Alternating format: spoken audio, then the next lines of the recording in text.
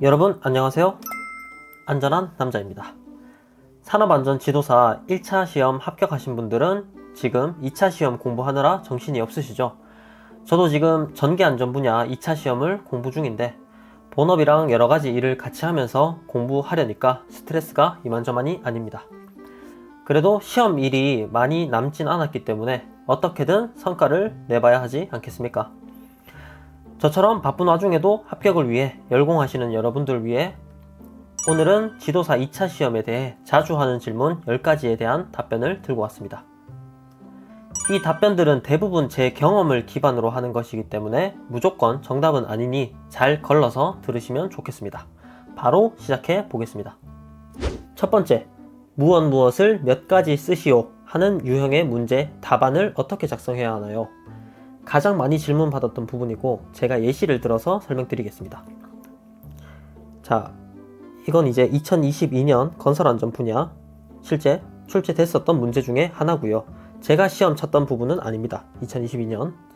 자, 어쨌든 문제를 한번 보면 흙막이 및 굴착공사 계측기의 종류 10가지를 쓰시오 라는 문제입니다. 자, 이런 문제가 주어지면 계측기의 종류 10가지를 쓰면 됩니다. 그러니까 뭐 지중명사계, 지하수위계, 어쩌고 저쩌고 10가지를 이렇게만 적어도 점수를 받습니다. 제 경험상. 그러니까 뒤에 굳이 이렇게 설명들을 안 적어도 된다는 거죠. 근데 제 책에는 어쨌든 이 내용이 뭔지는 알아야 되기 때문에 설명을 굳이 적어 놨고요.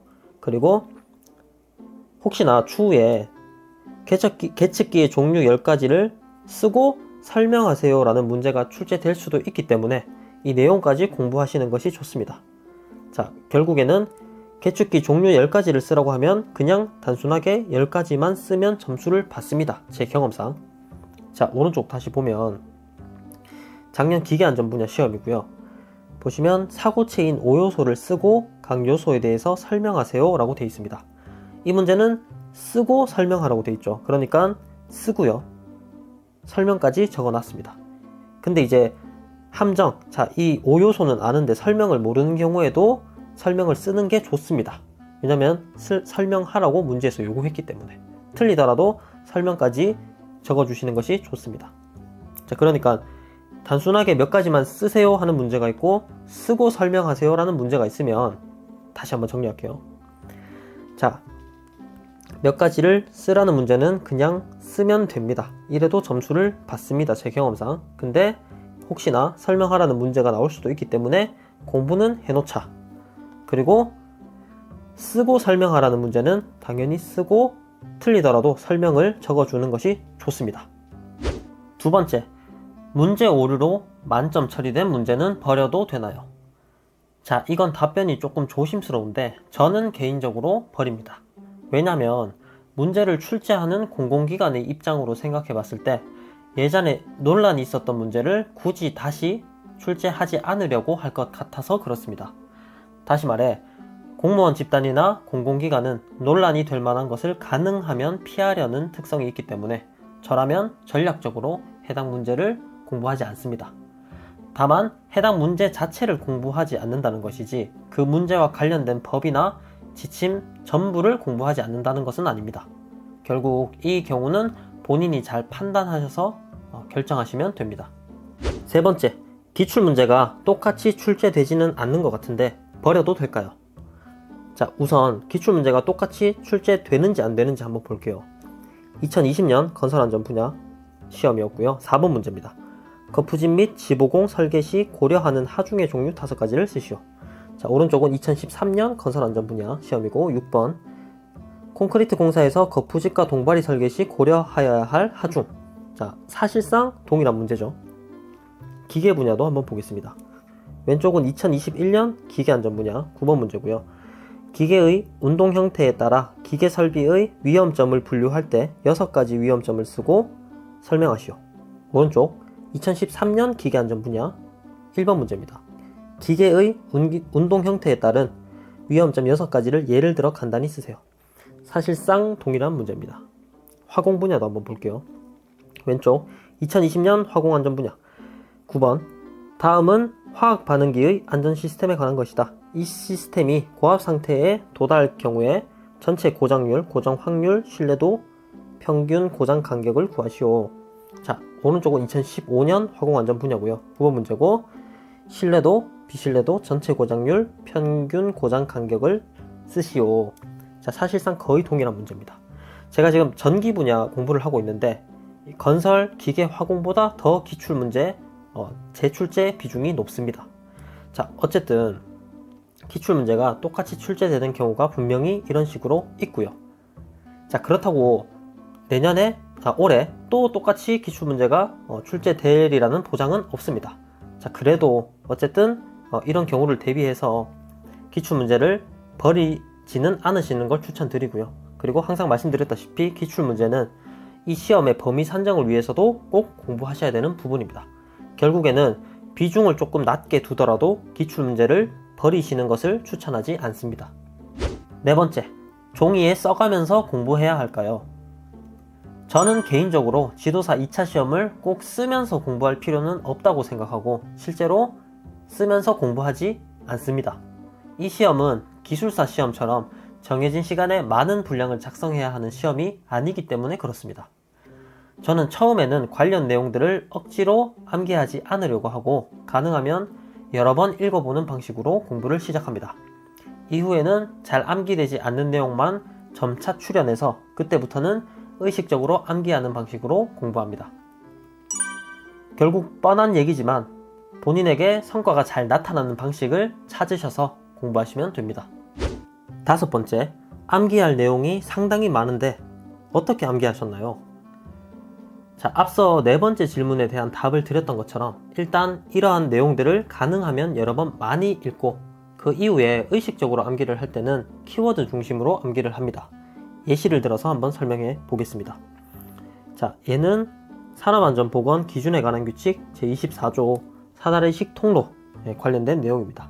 그래서 여기 한 10가지 조항이 있는데 지금 보면 자, 이 하나하나씩 다 외워야 되겠죠, 기본적으로. 자, 그러면 이 내용들을 통으로 암기하기는 사실 쉽지 않습니다. 그래서 저는 키워드만 암기합니다. 예를 들면 견고한 구조, 손상 부식 재료.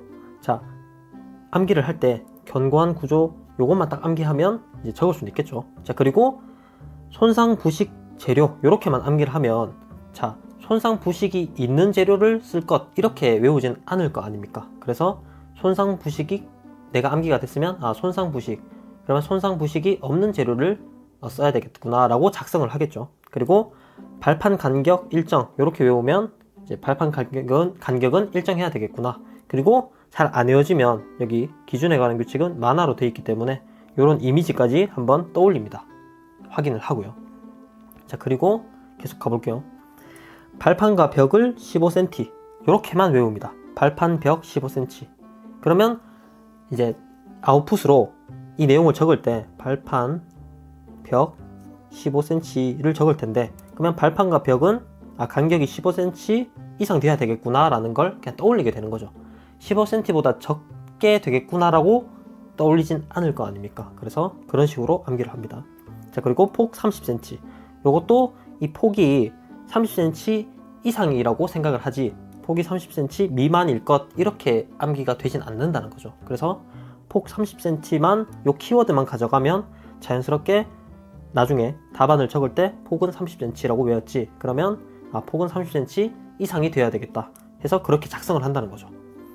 조금 이해가 되실 것 같은데. 자, 그리고 사다리가 넘어지거나 미끄러지는 것. 자, 요렇게만 딱 외우면 넘어지거나 미끄러지는 것을 방지해야 되겠다라고 작성을 하겠죠. 자연스럽게. 이건 뭐 넘어지거나 미끄러지게끔 설치해야 된다. 요렇게 적진 않을 거라는 거죠. 그리고 이런 것도 상단 그리고 60cm만 딱 외웁니다. 그러면 상단 걸쳐놓은 지점으로부터 60cm니까 내가 예전에 여러 번 읽었을 때 요런 뉘앙스였다. 그리고 내가 외운 거는 상단이랑 60cm이기 때문에 상단이 걸쳐놓은 지점으로부터 60cm 이상이 돼야 되겠구나 라고 비슷하게 적을 수 있다는 거죠. 이 내용을 완벽히 똑같이는 적긴 어렵겠죠, 당연히. 자, 이런 식으로 계속 외우는 겁니다. 여기 보시면 키워드를 제가 표시해놨죠, 노란색으로. 자, 이런 식으로 키워드만 딱딱 암기를 하고 이 내용을 완전히 100% 완벽하게 적으려고 하지 않습니다. 그래서 저는 이런 식으로 암기를 합니다. 여섯 번째, 보통 3가지에서 5가지를 쓰라는 문제가 많이 나오던데 5가지만 외워도 될까요? 자, 이것도 아까 앞선 예시를 들어서 한번 설명드려 볼게요. 자, 보시면 자, 규칙 24조 10가지 내용이 있습니다. 사실 저는 초반엔 다 외웁니다. 다 암기를 하고요. 나중에 시간이 많이 없어지면 정확한 거 한 5개에서 7개 정도만 가져갑니다. 왜냐면 보통 10개를 쓰라는 문제는 잘 출제가 안 되고 보통 5가지를 쓰라는 문제가 많이 출제돼요. 그래서 이제 좀 효율적으로 공부하기 위해서는 내가 확실히 아는 거 5가지만 이렇게 가져가는 방식으로 공부하기도 합니다. 이것도 상당히 좋은 전략이라고 할 수 있습니다. 근데 만약에 10가지를 쓰라고 하면 대비는 안 되기 때문에 조금 조심은 하셔야 되겠지만 5가지만 외운다, 요 자체는 괜찮은 전략이라고 저는 생각합니다. 7번째, 무엇을 5가지만 쓰세요 라는 문제에서 5가지가 넘는 내용을 쓰면 더 좋은 점수를 받지 않을까요? 자, 결론적으로 말씀드리면 그렇지 않습니다. 자, 예를 들어서 똑같이 제24조 이 내용을 5가지 쓰라고 해서 제가 5가지를 썼어요. 근데 6가지, 7가지 쓰면 더 좋은 점수를 받을 것 같아서 더 썼습니다. 그러면 더 좋은 점수를 받을까요? 결론적으로 아니고요.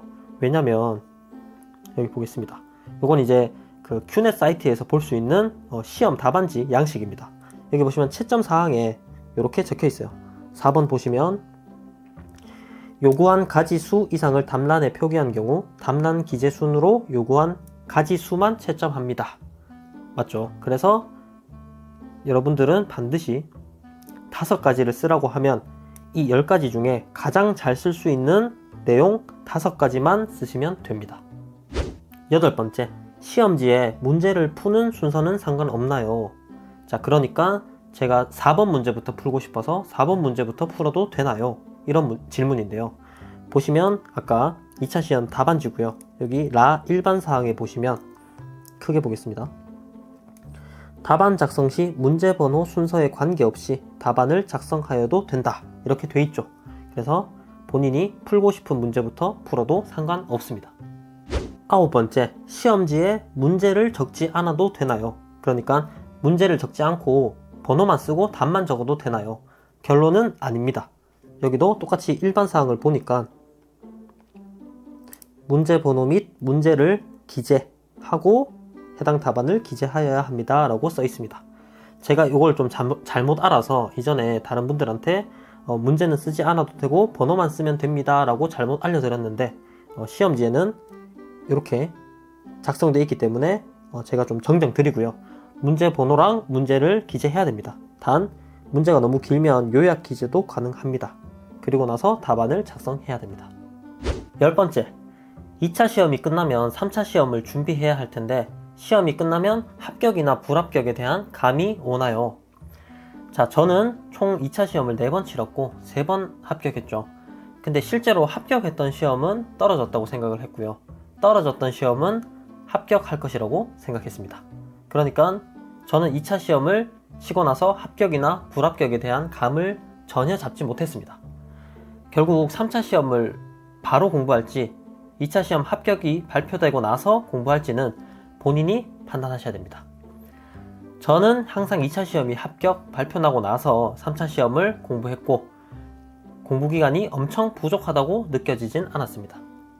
오늘 마지막으로 제가 무료로 자료 배포를 하고 있는 것이 있어서 알려드립니다.